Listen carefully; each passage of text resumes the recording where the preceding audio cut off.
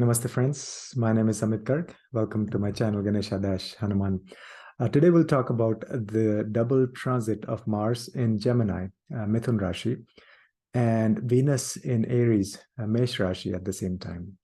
If you haven't already, please like, share, and subscribe to my channel. And thanks for watching. Thanks for your time. So Mars will be in Gemini starting 12th of March through 10th of May. And Venus will be in Aries, Mesh Rashi, starting 11th of March through 5th of April. So it's a very important next 2-3 weeks time period when both these transits are happening. So how do we analyze how a planet will be in a particular sign? So how do we find out if it's going to bring out the positive qualities of that planet or not so much? So for that, we have to understand how the planet feels in a particular sign. So let's say you visit somebody's house, whether you feel happy or at home or restricted, that depends on whose home or what place you're visiting. So the sign, the Rashi the planet is visiting, is giving that kind of environment for the planet to express its qualities. So Mars in Gemini. First of all, Mars is, of course, a fire planet, right? It's Agni Tattva, whereas Gemini is Vayu. So it's a combination of fire and air. So it's like fanning the fire. So if it's going to be a positive Mars, it'll accentuate, it'll make it better. Its qualities will shine out even more so. But if it's a negative Mars, then it'll be like you're enhancing those negative qualities. That air will actually increase the power of that fire element. Now, so Mars in Gemini is ruled by Mercury. Mars and Mercury are not friends, they're actually enemies. So Mars is sitting in an enemy sign in Gemini. Secondly, while in Gemini, Mars will be in trines with Ketu and Saturn. We'll see that, I'll show you in the chart. So Ketu and Saturn both are enemies of Mars. So when you're visiting somebody's house, if you see your enemies all around you, so that's not a good thing. So you don't feel very comfortable. You don't feel very strong, right? So that's the second thing. Thirdly, Gemini is ruled by Mercury, right? So the dispositor of Mars is Mercury. Dispositor means the ruler of the sign that planet is sitting in. So Mars sitting in Gemini, the ruler of Gemini is Mercury. So the dispositor of Mars becomes Mercury. Now, Mercury itself is going to be debilitated from 15th of March through 31st of March. So what does that mean? So the dispositor of Mars is debilitated. It's like, for example, you're renting a house from somebody, right? So if the landlord of that property is very strong, financially strong and good person, then you'll probably enjoy your stay in that house because the landlord will take care of all the repairs, or everything will be taken care of. So you'll feel comfortable. But if the landlord is struggling himself or herself, then your stay in that house may not be that good. So similar situation here. So Mars visiting the house of Mercury, the sign of Mercury. Mercury itself is not very strong. So in turn, Mars will not feel very strong. So all of these factors that we looked at point towards Mars being not so strong. So this will bring out the negative qualities of Mars in Gemini. Now, what does Mars represent? Mars is the warrior planet, right? Warrior in chief. He's the commander in chief. And so if the main thing, the main purpose or the main dharma of Mars is action. Mars wants to take action. Now, if it's a positive Mars, then that means that action will have a meaning. You'll probably think through the consequences before taking that action, right? So Mars will make you take action at the right time. But if it's a negative Mars, then you may actually act without thinking, or you may be very aggressive, or a lot of anger. All of those qualities will come out. So, and then Gemini is the sign of intellect and communication and buddhi. So all of that. So you combine Mars and Gemini, a weak Mars and Gemini. That means, aggressive communication. So that's just two words. You want to summarize Mars in Gemini. A weak Mars in Gemini will bring out like aggressiveness in communication with other people, right? So that's something we need to be careful about. Now, second thing is Venus in Aries, right? So Venus is going to be in Aries from 11th of March through 5th of April. Again, so how do we analyze Venus in Aries? Let's look at the sign. It's not a friendly sign again. So Aries is ruled by Mars, and Mars and Venus are enemies. So Venus is going to be in an enemy sign. Second thing is Rahu is currently in Aries, right? So Venus is going to be conjunct Rahu throughout this duration. What does Rahu do? Rahu actually accentuates, it magnifies the qualities of the planet that it's sitting with. Now, if that planet, so in this case, Venus is sitting with Rahu. So Rahu will amplify the qualities of Venus. If it's positive Venus, it'll make it even more positive. If it's negative Venus, then it'll make it more negative Venus. So in this case, it's a negative Venus. It's sitting in an enemy sign. And now Venus is a water element, right? The Venus, Shukra is water. Aries is a fire sign, of course, right? So water and fire, they don't go along very well. So it's like steam burning, right? And again, now the dispositor of Venus is Mars, meaning the sign Venus is in is ruled by Mars. And Mars itself is sitting in the sign of Mercury, and Mercury is debilitated. So the final dispositor of Venus is Mercury. How so? So Venus is sitting in Aries, which is ruled by Mars. Mars is sitting in Gemini, which is ruled by Mercury. So the final dispositor of Venus is Mercury, which is debilitated. So all that means Venus in Aries is not very strong. So that will not bring out positive qualities of Venus. Now we look at Venus. Venus stands for luxury. Venus is the art, the dance, the the finer things in life, the things we enjoy. Venus is pleasure, Venus is love, romance, all of that. And Aries is a very fiery sign. So that means and of course, Venus is with Rahu. So you combine all of that, that means you may see confusion, you may see wasteful expenditure, right? So all of those things. So basically Mars in Gemini and Venus in Aries, if we were to summarize, in general, overall theme is going to be aggression and anger and confusion, illusion, a lot of expenditures. Now, which area that will manifest for you depends on the rising sign. So we'll look at all the 12 rising signs, but also it also depends on what nakshatra these planets are in, especially when Mars enters Ardra nakshatra on 26th of March. It'll be in Ardra nakshatra through 21st of April.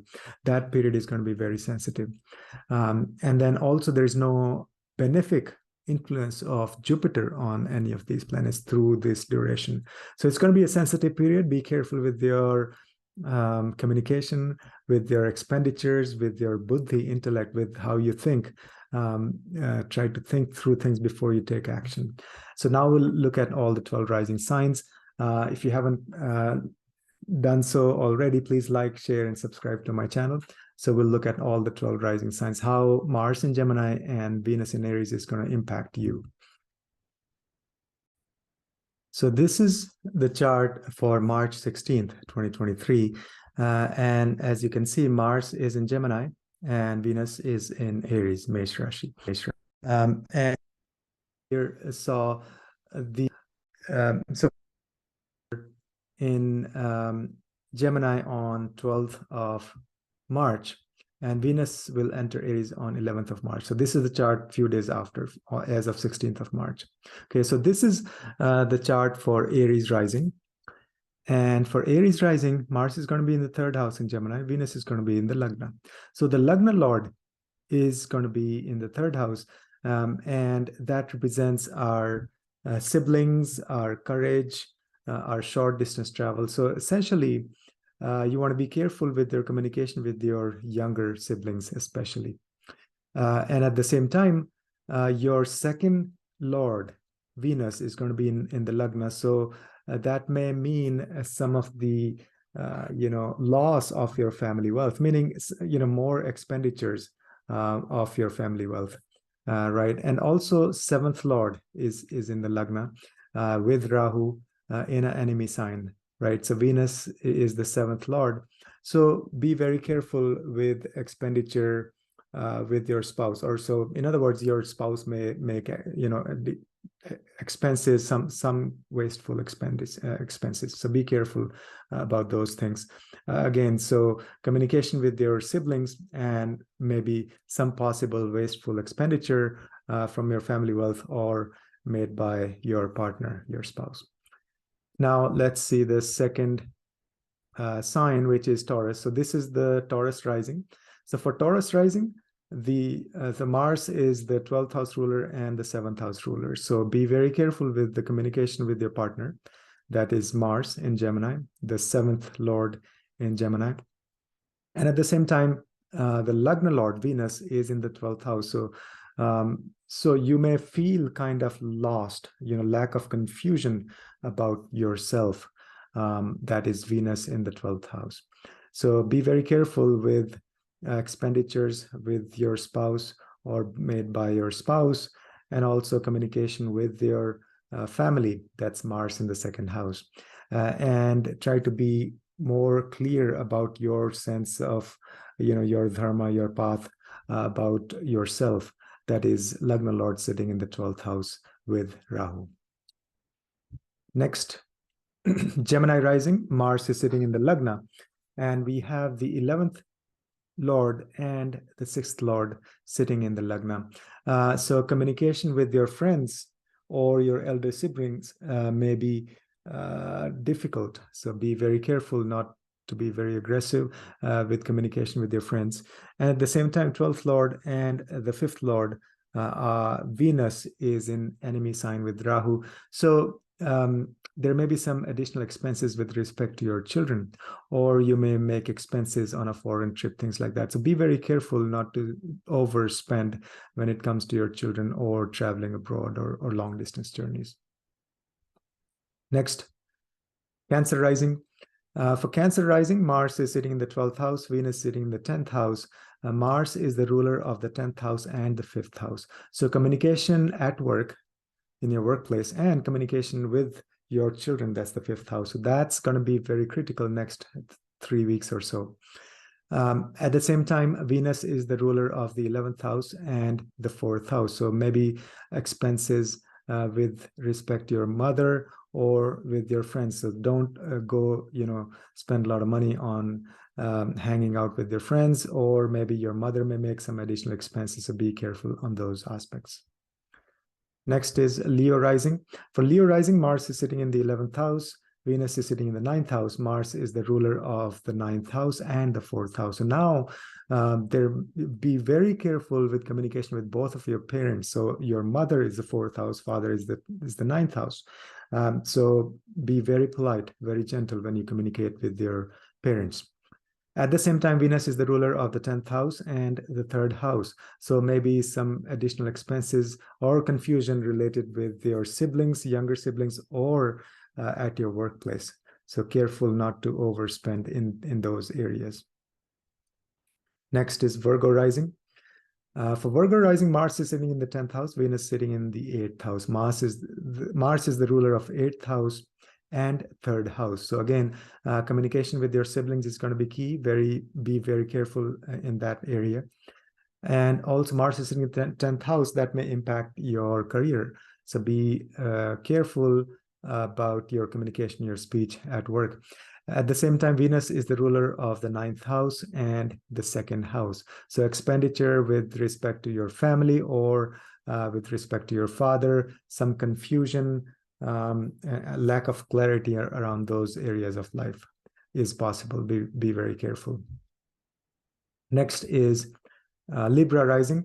For Libra rising, Mars sitting in the 9th house, Venus sitting in the 7th house. Mars is the ruler of the 7th house and the ruler of the 2nd house. So be very careful in terms of communication with your spouse and with your family. Venus is the Lagna Lord and is the 8th Lord. So you may overspend on yourself, or there may be confusion with respect to yourself, your path, your dharma. what to do. So take your time, be very, very cautious. Next is Scorpio rising. Mars is the ruler of sixth house and the Lagna Lord itself. So Lagna Lord and the sixth Lord sitting in the eighth house in an enemy sign. So for that, be careful when you communicate with your juniors or people who work for you or at your job. And at the same time, Venus is the ruler of the seventh house and the 12th house. So there may be some confusion or additional expenses with respect to your spouse, your partner. So be careful in that area. Next is Sagittarius rising. Mars is the ruler of the fifth house and the 12th house. So communication with your children is the key. Be very gentle, very polite when communicating with your children.